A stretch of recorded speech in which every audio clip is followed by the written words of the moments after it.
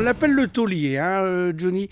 Eh ben, le taulier, même en étant mort, bah, il a vendu plus de disques que n'importe qui. Je veux dire, c'est une façon que les Français ont eue, mais ça, je suis sérieux pour une fois, de lui rendre hommage. Et je peux vous dire que j'ai eu beaucoup de clients qui m'ont acheté 2 ou 3 CD ou même le vinyle de Johnny en disant qu'ils n'allaient pas l'ouvrir, c'est-à-dire qu'ils vont en ouvrir un pour l'écouter, mais que le collector ou le vinyle, ils vont le garder pour leurs enfants, leurs petits-enfants, mais ils vont pas l'ouvrir comme si c'était une œuvre d'art qu'on laissait chez soi. Et j'irais même qu'il y a des gens qui m'ont acheté des tableaux, comme pour mettre des tableaux, pour mettre le disque dedans, pour l'accrocher chez soi. On ne pensait pas que ça allait faire ce carton-là, hein. Moi, je pensais en vendre une centaine et ça a été multiplié par 5.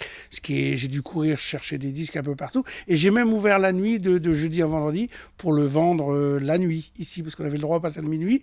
Il y a des gens qui sont venus de Dunkerque, qui sont venus d'Arras, tout ça, pour acheter ce fabuleux disque de Johnny Hallyday. Parce que franchement, moi, je ne suis pas un grand fan de Johnny et j'avoue que ce disque est bien fait. On sent que Yo Delis, il a pu avoir les coups des franches et faire des beaux arrangements.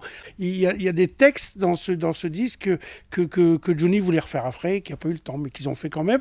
Et que Yo Delis a super bien arrangé au niveau des cuivres, enfin des instruments, des instruments rythmiques, basse, batterie, guitare. Enfin, il y a vraiment, vraiment un beau son, tout est bien.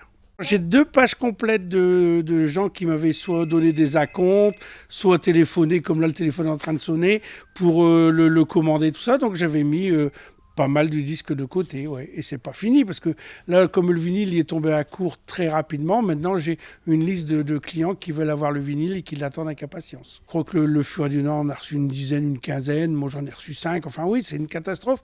Mais c'était un vinyle collector qui était blanc, et maintenant si vous allez sur Internet, il y a certaines personnes qui ont acheté le vinyle et qui le revendent 600 ou 700 euros sur Internet, ce qui est une honte.